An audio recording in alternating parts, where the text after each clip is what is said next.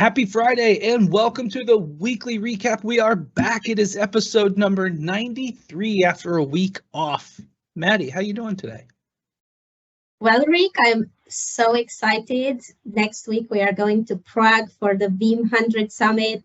It's been such a long journey to get all this organized, and I would really like to thank our events team, like really special thanks to Aubrey. She's been really great with all this. And how are you? You just got back from Scotland, right? I did. I was personal vacation in Scotland last week, and next time I should probably look a little bit closer at the schedule and just maybe put them together instead of like that. But yeah, I'm also looking forward to Prague. I mean, Scotland was great. Vacation was so nice. It's funny, a lot of people kind of say, oh, the weather's always bad there. I tell you, Maddie, the only time it was bad was when we were in the car driving to the next location.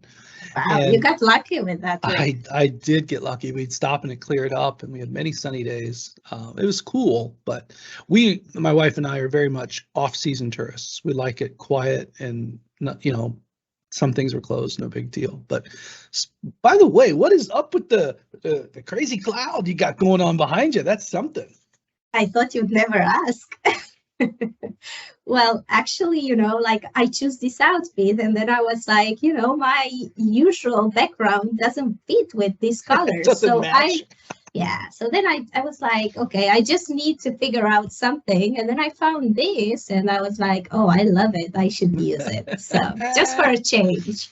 You cracked me up. And then also, actually, wasn't it 6 years in Romania? There was a Veeam party, right? Or of some sort. What was that? Yes, that was an incredible party. It was like 7 years, I think. Seven? Yeah, since 2015. Yeah, that's right. Yes, yeah. 7 years. And then they also celebrated, they have like 700 employees in here. So that was really amazing. It was a great party with the Veeam team was there, and then we had Delia, which is really famous singer here in Romania, for a concert. That was really good, really great music, really great company. Everyone had a lot of fun. And the place is also really great club in Bucharest, really famous for corporate events. So yeah, really enjoyed it. I danced the whole night. I saw some pics. I'm like, wow, they're having a party. That's fun, So yes. Yeah, in Romania, there in Bucharest, one of our largest city markets and worldwide at Veeam. We've got Atlanta, we've got Prague, we've got Bucharest. A couple of different centers around the world, and that's one of the largest. So good to see the Veeam team doing the Veeam team stuff. But we're just going to admit it. We're going to break the rule. It's been 2 weeks. We got a bunch of new users, so let's jump into it. Sound good? Let's do it, Drake. All right, let me figure out my screen share. It's been a while. There we go. All right, so we're going to start with Michael Melter, and he is talking about one of my favorite technologies, Maddie, the scale-out backup repository. So this is relatively recent, only 3 days old, but he has a great overview of this topic. Yeah, this article is supposed to have 4 parts, and so far Michael posted 2 of them in the community, and just stay tuned for the next 2. And here he's actually explaining and configuring the feature, which I think is great. But what actually caught my eye on this is something that he says in there. He says that we do have good guidelines on the Veeam functionality side, but it would be helpful to have some more insights to the technology and the guideline to also set up the hyperscaler side of the archive tier. What are your comments on that? Is Veeam coming up with more information on the matter? What do you think? Well, I think there's one good place to start is the best practices guide, but really he's on to something here because he talks about the history, right? When we introduced another tier, right? And that was when the capacity tier or the object storage was implemented. And then we then put in he's got a little bit of the history here with the copy mode, right? So these types of things, as the scale out backup repository has changed, really does affect the best practice. So good place to start is here in the community hub, and then also a good place to start is just, you know, first of all, let's see his whole series play out. He's already got the second one up, and here he's talking about the hot and cool. He's probably soon going to go into, there it is, the archive tier. So, you know, he's really journeying through the history of the implementations of the past to now. And actually what's interesting, Maddie, is the reason the scale out backup repository was made was actually to handle the situation of a repository being full. And so we could transparently scale over. And it's just been added to with capacity. And I like this graphic here. You know, this gives you a good visibility. And I'll say it now just because I previewed it at Microsoft Ignite, but it's in the current beta, but basically Azure Blob will have the mutability as well, right? So again, as we go to version 12, we're going to see this grow in capability. So good stuff. Thank you, Michael Melcher. See you next week, by the way. I think he'll be there. We'll see him there. Yeah. All right, number 2, my man Regnor with a nice picture still. So glad you added that. Over in cybersecurity space, talking about Azure Arc enabled Kubernetes clusters. And, you know, this is not an area that I have as expertise, but I think it's, first of all, good that you can check to see if you're impacted. But, you know, these types of things happen. This is kind of cool that he caught this and shared that here. Yeah, well, it is Cybersecurity Awareness Month still, right? So Regnor is making us aware, you see that? Yeah. That there is a security vulnerability. So yeah, that's great. And I can understand the fact that he was actually confused if he was supposed to post it in cybersecurity and for Kubernetes corner. But then also Jeff comes here and confirms that is a better fit to be in the cybersecurity space. So yeah, just for the ones that are using it, just be aware of this vulnerability, and apparently there is a remediation as well, as Regnor specifies in here. Yeah, and that brings up a good point. Where do I put stuff? And now we're going to later on in special department announce another new thematic group. I think for cybersecurity space, if this is a technology related to what we do as IT professionals here at Veeam, it's fair game for being posted in cybersecurity space. So, you know, Christian's done a lot, Marco's done a lot in this area. And it's just one of those things, if it's related to what we do, it goes here. Yes, we may have eventually like a storage best practice or something like that, Cloud Corner or something. But if it's a security thing across all the different disciplines, cybersecurity space is the place. That rhymes. Yeah, that's true. And that brings me to another point. It's also like, you know, the perspective that you are writing it from, you know, like it's also like, as you said, if you work in the cybersecurity, you might just write it with a cybersecurity perspective. And if Jeff would have mentioned this, maybe he would have wrote it like from a Kubernetes point of view, right? So yeah, I think it's also that. So maybe we can just keep that in mind. Indeed. And we're going to carry the theme because it is Cybersecurity Awareness Month. Big, awesome post by, so this is, first of all, one of the coolest handles on the community ever, Viperian. That is Edwin Vitema on the product strategy team. And he is kicking off a series, Maddie, about hardening. This is just so awesome. I don't know what else to say. Yeah, it is actually great. There are going to be in total 12 articles at this point. He posted, I believe, 8 at the cybersecurity space. So yeah, he's starting by explaining what is hardening and what are the main measures in hardening. So I think this is such an amazing series, and it's really helpful for everyone that is in cybersecurity. It's really well explained. And one of the best things, again, because it's in cybersecurity space, this is general advice for hardening, for countermeasures, and things like that. You know, what you're not seeing, he has it here as using Veeam as an example, but it's one of those things that you could use it to anything you do, right? And you definitely want your backup data, that last line of defense, to be protected as such. But it's one of those things, you see, here's the chapter list that he's going to work on, and he's got links for the ones, TPD, surprise chapter. You know, we're going to have a great series here. So awesome work, Edwin. That'll get a like from me.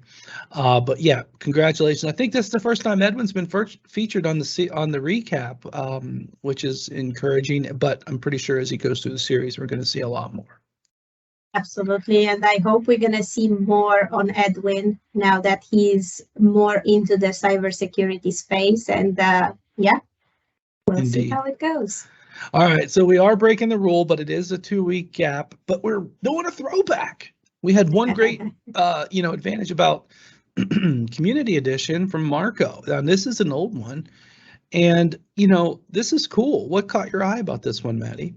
Well, I couldn't refrain myself for breaking the rule with this one, Rick. I actually remember I was just like even putting like a cheeky smile in there. I was like breaking the rule, and you were like, sure, let's do it. I think it's good to actually mention it for the new members. Maybe they are not aware that we have a community edition. We also have our NFR licenses that our members can use. Like the NFR licenses are more for partners, but the community edition is for everyone in the community. And think about, you have a free community edition for 10 workloads. How great is that? How many companies are offering this advantage? So yeah, I just wanted to basically mention it again, just to make sure everyone is aware of it.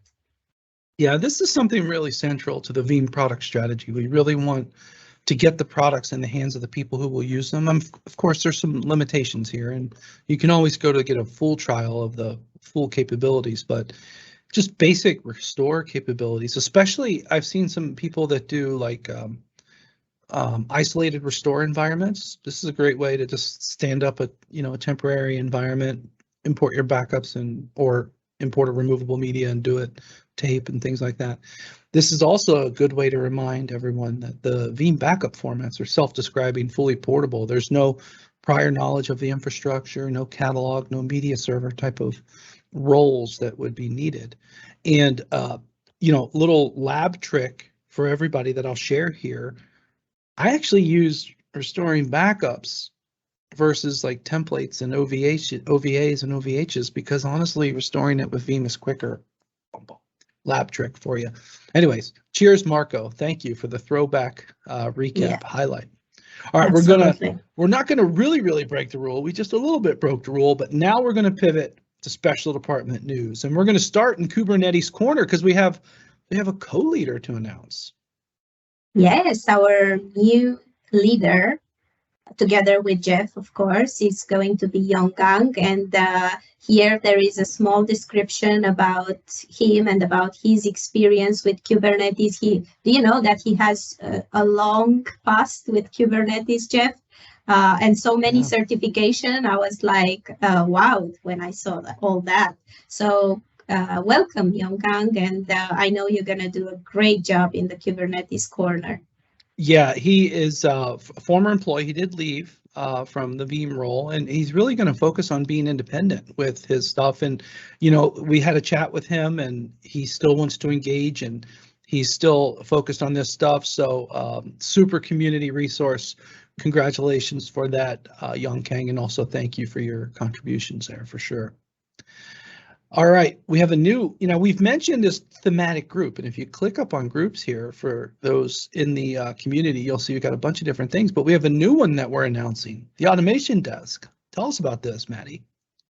Yeah, so we have a new thematic group together with the Kubernetes Corner, cybersecurity space, and Kasten K10 support with Maurice, Jim, and Joe leaders. So if you are in the automation stuff, just go and subscribe. Trust me, there's going to be amazing stuff happening in here. I know some vanguards are already showing interest and they want to contribute to the space. So a lot of interesting things are going to happen. Most probably we're going to have a December dedicated to some automation tools as well. And yeah, we are working with Maurice at the moment for that. And then we are going to have also an event at some point with the 3 leaders. Maybe there's going to be more leaders. Let's see how that goes. But yeah, I'm super excited about this new thematic group, especially because people are so interested. I saw a lot of interest around it. Yeah, agreed. And we've this is very strategic. I'm actually going to even contribute something, believe it or not. And the logic here is that automation doesn't have to be an overwhelming thing. This is not an area of expertise for me, but I am telling those who may feel the same way, you can automate, especially with Veeam, so easy, right? So I'm going to share a couple things that I've done. I've had Maurice help me over the years. I've had Jim help me over the years. But I got to tell you, I kind of am liking the whole Alfred in a vest situation. What do you think of that? Was that your idea, or did you just let our creative people go at it there? Actually, I think Maurice and Jim contributed to this idea. I think Jim came up with that robot hands, and then the Alfred situation was Maurice's idea. The button was Maurice's idea. I came up with the Alfred thing. So yeah, it was a contribution of all of us, I believe.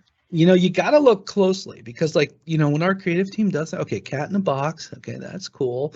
Cat jumping, cat chasing a virtual object there. I just, got to put some clothes on that cat. Anyways, I think it's funny what we do. So this is going to be a fun space. We just launched it this week. We already front loaded it with some content. So great. Thank you so much, Maurice, Joe, and Jim. I'm really excited for this. This will be a great space.